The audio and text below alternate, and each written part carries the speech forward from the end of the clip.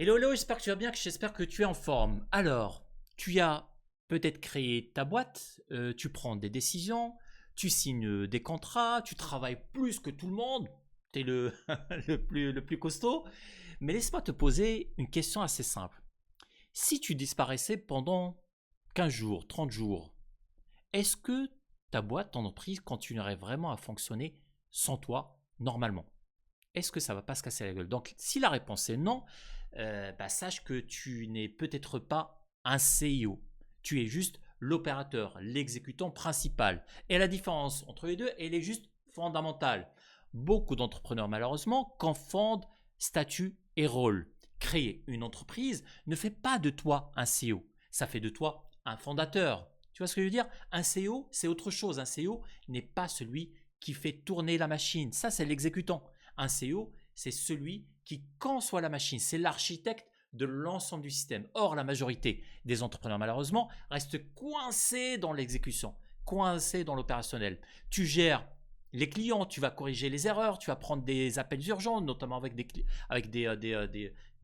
clients importants, tu vas arbitrer des conflits, tu vas valider chaque décision importante, tu es vraiment au centre de tout.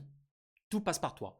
Et tu appelles ça diriger, ça c'est pas diriger. Ça c'est juste, on va dire, maintenir à flot ta boîte. Tu n'es pas au-dessus du système, tu es dans le système. Et tant que tu es dans le système, tu n'es pas encore malheureusement dans ton vrai rôle stratégique, ton vrai rôle de CIO. Donc, il y a quelques temps, donc j'étais en conversation avec un bon ami à moi, donc c'était un entrepreneur qui fait plus d'un million de chiffre d'affaires. Donc, il m'a raconté, bon, je connais un petit peu sa situation, il fait un bon chiffre, il a une bonne équipe, quelques process, il a une croissance plutôt stable, mais en fait, pendant la conversation, il m'a dit quelque chose d'assez intriguant et révélateur. Il m'a dit, Yassir, je ne peux pas décrocher, je ne peux vraiment pas prendre rien que 2 jours pour moi, 2 jours de vacances. Si je m'absente longtemps, tout s'écroule et tout se casse la gueule. Alors, je lui ai posé cette question, peut-être simple, mais je lui ai dit, si ta présence est indispensable au fonctionnement quotidien de ta boîte, est-ce que c'est toi qui diriges réellement la boîte ou c'est plutôt la boîte qui te dirige? Et là, silence, rien.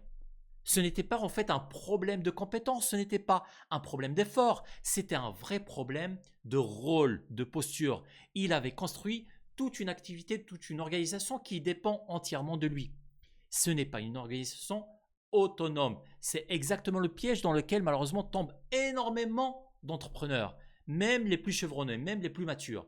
Alors, un CEO a deux responsabilités essentielles. Deux, pas 10, pas 50, pas 100, deux. La première responsabilité, c'est définir une direction, une vision claire. D'accord? Très important. Deuxième responsabilité, c'est construire une stratégie avec un ensemble de systèmes capables d'exécuter cette direction. La stratégie, le système et l'architecture. C'est tout. C'est les deux rôles principaux. Donc le CEO n'est pas le meilleur exécutant, c'est le meilleur architecte de sa boîte. Il analyse les risques, il voit un petit peu ce qui se passe autour de lui, les concurrents, le marché, il structure sa boîte, l'organisation, et il prend des décisions qui vont affecter directement la trajectoire que prend sa boîte. D'accord? Pas sur une journée, mais vraiment sur le long terme. Alors tu vas me dire, mais Yassir, si je prends ce rôle, qui va faire le travail? Qui va exécuter? Donc je te répondrai ça dans une autre vidéo parce que là, on parlait uniquement du rôle. D'accord? Donc toi, d'abord, il faut que tu te poses cette question. Combien d'heures par semaine, par exemple, consacres-tu réellement à la réflexion stratégique? Pas à la gestion, pas aux urgences, pas aux appels, à la réflexion pure. Si cette réponse est proche de zéro, malheureusement, tu es dans ton rôle d'opérationnel, d'exécutant. Il faut que tu saches en fait qu'il y a, pour ça, trois pièges qui te maintiennent dans ce rôle d'opérateur. Le premier piège, c'est l'illusion de l'utilité. C'est-à-dire que tu es le héros de la boîte. Quand tu es occupé, tu te sens vraiment indispensable, tu te sens travailler, tu te sens compétent parce que tu résous le problème de tout le monde. Mais plus tu es indispensable dans l'exécution, plus ton entreprise elle est fragile parce qu'elle dépend de toi. D'accord? Une entreprise antifragile doit fonctionner sans dépendre d'une seule personne. Donc même si cette personne c'est toi-même, même si tu es solopreneur, pense bien à ça. Le deuxième piège, c'est la peur du relâchement. Parce que tu penses peut-être que personne ne fera aussi bien le travail que toi tu fais. C'est possible, mais la question n'est pas de savoir si quelqu'un fera aussi bien que toi. La vraie question est de savoir si ton rôle est de faire ou bien de faire, de structurer pour que ça soit fait. Déléguer son système crée bien évidemment du chaos, mais structurer puis déléguer avec une bonne formation, avec de la méthodologie, c'est ça qui crée la différence. Donc si tu ne délègues pas, c'est souvent parce que euh, peut-être que tu as mal formalisé ou bien tu as un problème de confiance. Mais si c'est le cas, peut-être que tout simplement, tu as fait un mauvais recrutement. Donc réfléchis bien à ce que je viens de te dire. Le troisième piège, c'est l'absence de vision sur le long terme. Un objectif n'est pas une vision. Faire plus de chiffres d'affaires n'est pas une vision. Faire de la marge, ce n'est pas une vision. Recruter plus de monde, ce n'est pas une vision. Avoir plus de clients, ce n'est pas une vision. Une vision stratégique doit répondre à une question profonde, mais tellement simple. À quoi va ressembler ma boîte quand elle sera vraiment à son apogée? C'est ça la vision. Quand tu structures tout, ben en fait, tu as une idée claire de comment ça va être ta boîte. Une entreprise qui ne dépend pas de toi. D'accord? Si maintenant je te pose une autre question, euh, si tu restes dans le court terme, est-ce que le court terme va te maintenir dans l'opérationnel ou va te donner une direction claire? D'accord? Pense vraiment à ça. Imagine maintenant deux entrepreneurs. On va prendre cet exemple. Deux entrepreneurs. Un qui travaille 60 heures par semaine. Il est partout, voire 100 heures par semaine. Il est partout, il contrôle tout, il fait tout lui-même. Il ne s'arrête jamais. C'est un vrai bulldozer. D'accord? Et le second, il travaille vraiment moins d'heures, mais en fait, il est en train de structurer pas à pas pour rendre sa boîte autonome. À votre avis, qui a le vrai rôle de CEO et qui va tenir sur le long terme? Ben, c'est le deuxième, bien évidemment. C'est le second. Parce que même si il te semble moins actif que le premier, le CEO qui construit, c'est celui qui va gagner la guerre. C'est celui qui ne va pas gagner juste la bataille, mais la guerre.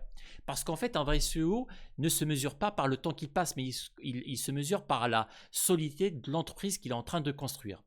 Maintenant que tu commences à comprendre ça, je veux que tu penses à ce rôle de CEO, au changement profond que tu dois faire sur toi-même pour prendre ce rôle.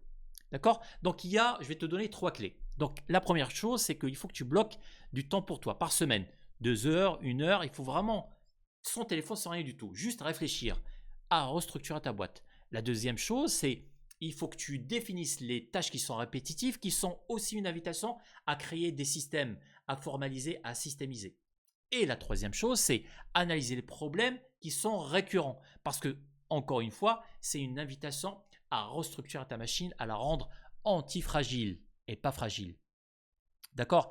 Donc, beaucoup malheureusement d'entrepreneurs, ils passent par des complications parce qu'en fait, ils sont devenus tellement dépendants de leur boîte que s'ils ne sont pas là, ben, en fait, tout s'effondre. D'accord?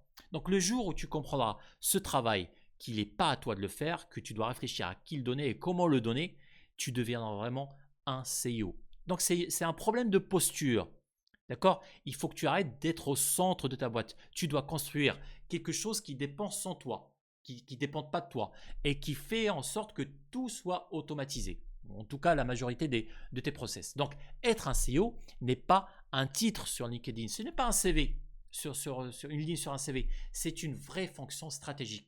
C'est ta capacité à penser vraiment sur le long terme, à structurer, tu vois, à déléguer, mais intelligemment, à construire des process, une machine qui tourne sans toi, avec des systèmes, avec des automatisations. Même là, il faut penser, il faut voir ce qui se passe avec l'intelligence artificielle, avec Claude hier, avec ChatGPT, avec Grok. Tu peux construire vraiment des machines qui ne dépendent pas du tout de toi. Donc, si aujourd'hui, tu es encore au cœur de l'exécution, ce n'est pas un échec, mais il faut que tu prennes ça comme un signal de changement. Il faut vraiment que tu changes. Il faut que tu changes de l'opérationnel à la stratégie.